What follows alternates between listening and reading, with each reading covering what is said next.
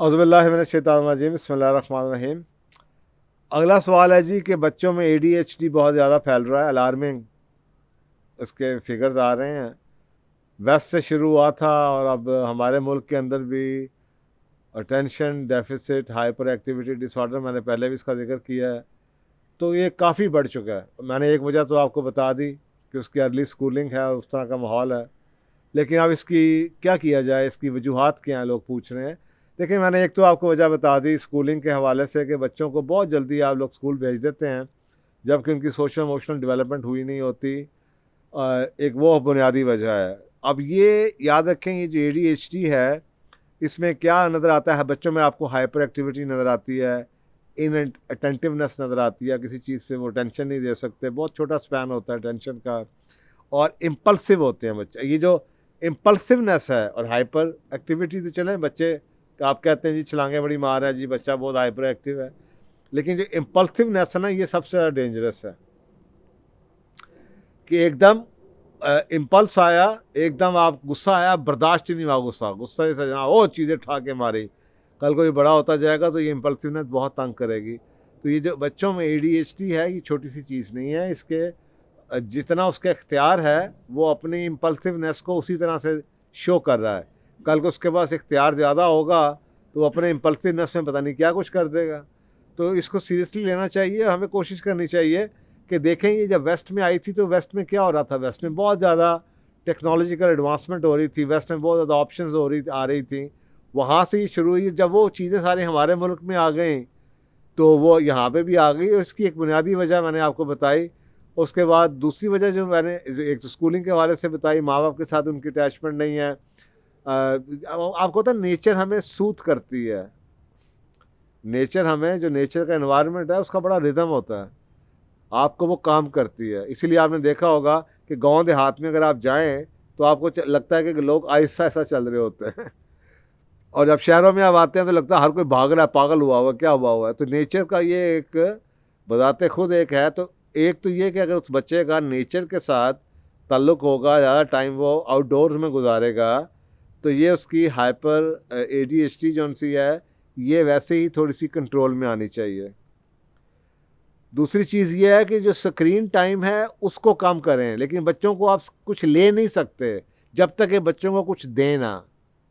मसलन जो बच्चे आउटडोर्स में रहते हैं, मसलन जो बच्चे स्विमिंग करेंगे, मसलन जो बच्चे साइकिलिंग करेंगे, मसलन जो बच्चे घंटों बाहर जाके, हाइपर एक्टिविटी है ना, तो वो उन्होंने अपना एक एनर्जी है वो कंज्यूम करनी है।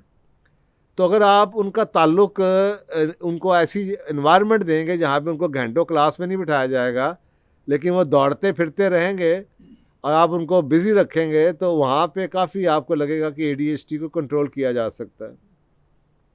और मैं ये स्पेसिफिकली बता रहा हूँ मेडिकेशन के बगैर, अदरवाइज़ मेडिकेशन तो मौजूद है और उसके नुकसानात भी हैं, साथ ही उसके साइड इफ़ेक्ट्स भी होते हैं।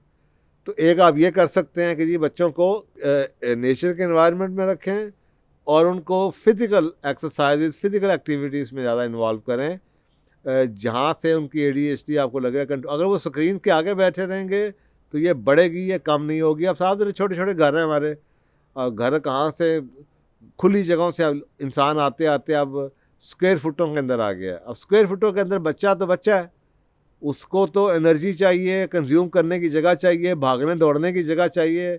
अब अपार्टमेंट में रहते हुए छोटे घर में वो किधर, बाहर के हालात ऐसे नहीं है कि माँ बाप उनको भेजें। अब वो बच्चे घरों में रहते हैं, फिर स्क्रीन के आगे बैठते हैं, वहाँ से और उनकी ADHD बढ़ता है, क्योंकि आपने देखा होगा स्क्रीन के कितने इमेजेस चेंज होते हैं।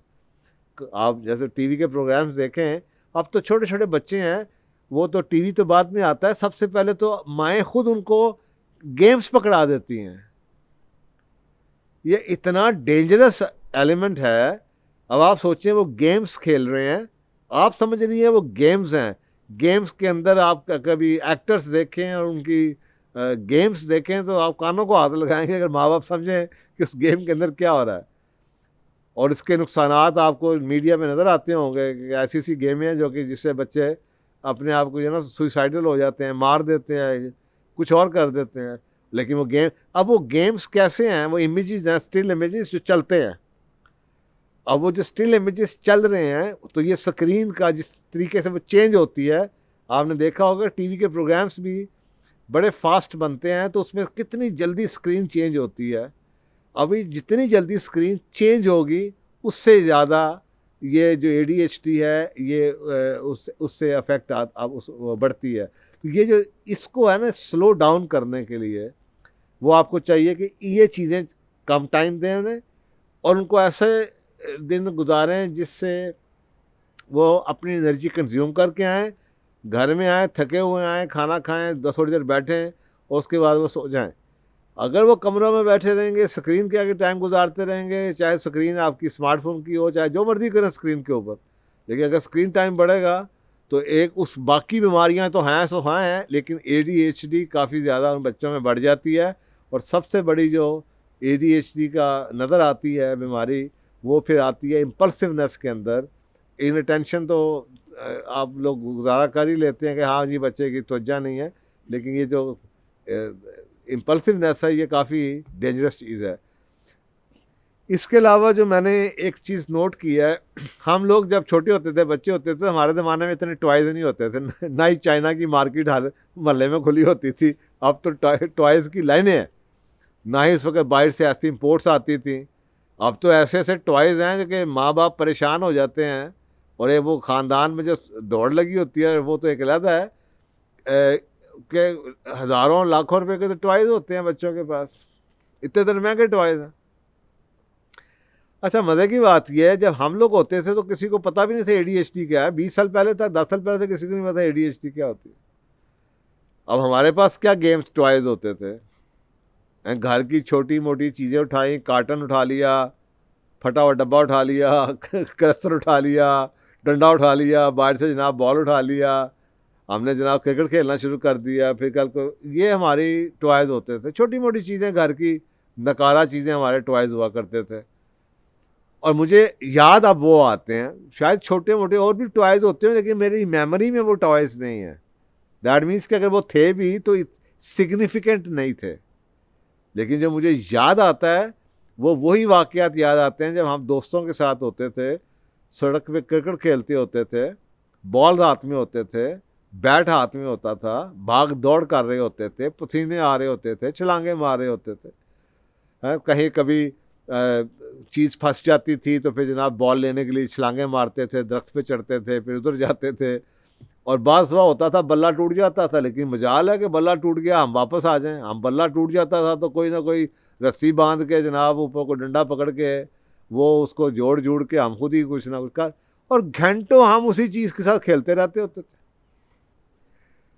डंडा नहीं भी होता था, बैट नहीं भी होता था, खाली बॉल लेके हम कभी उसी के वो पिट्ठू गोल गरम, तो कभी जनाब कैच कर रहे होते थे, तो कभी कुछ ना कुछ, घंटों एक बॉल से खेलते रहते थे। अब आप मुझे बताएं, आज का बच्चा घंटों एक बॉल से खेल सकता है? तो ये जो आपने टू मैनी चॉइसेस दे दिए ना बच्चों को,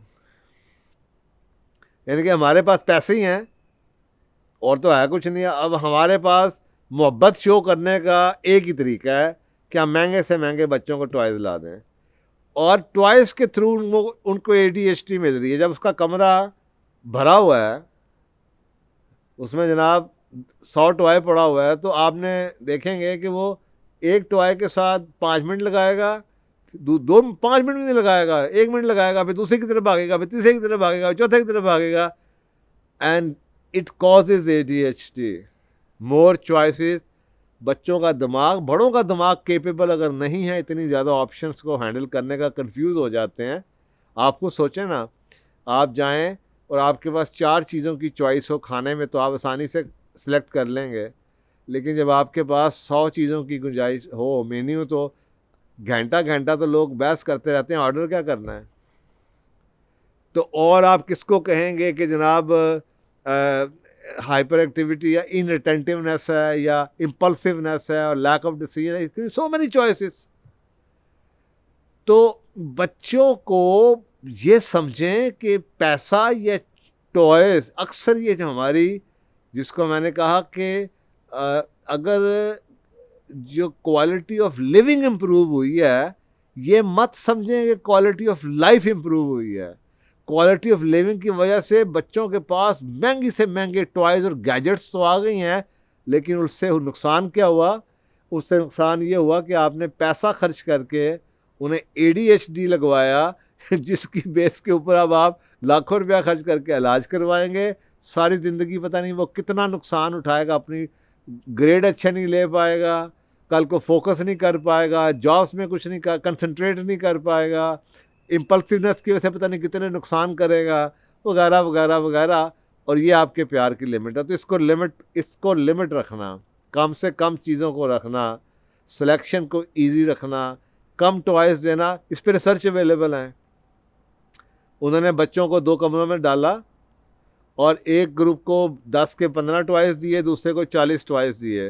तो उन्होंने देखा जिन बच्चों के पास 10 टॉयज़ से उन्होंने पर टॉय ज़्यादा टाइम लगाया बनिस्बत उन बच्चों के जिनके कमरे में ज़्यादा टॉयज़ थे। ये एक छोटी सी रिसर्च और ये बेस है, बुनियाद है इस चीज़ के ऊपर कि अगर उनके पास 10 टॉयज़ हैं, टोटल घंटा है, तो वो हर टॉय को 10 मिनट देंगे। अगर उनके पास 50 टॉयज़ हैं तो वो तो पागल होकर इधर भागेंगे। आप खुद सोचें ना, ये औरतें जाती हैं शॉपिंग करने के लिए, इधर जाती है उधर जाती है, हाय हाय अल्लाह ये अच्छा है, हाय अल्लाह वो अच्छा है, हाय ये अच्छा है, वो अच्छा है, ऐसा अच्छा है, वैसा अच्छा। आदमी भी ऐसे करते हैं, जो आदमी अपने टॉयज़ पे जाते हैं। आदमियों के टॉयज़ क्या होते हैं? गाड़ियाँ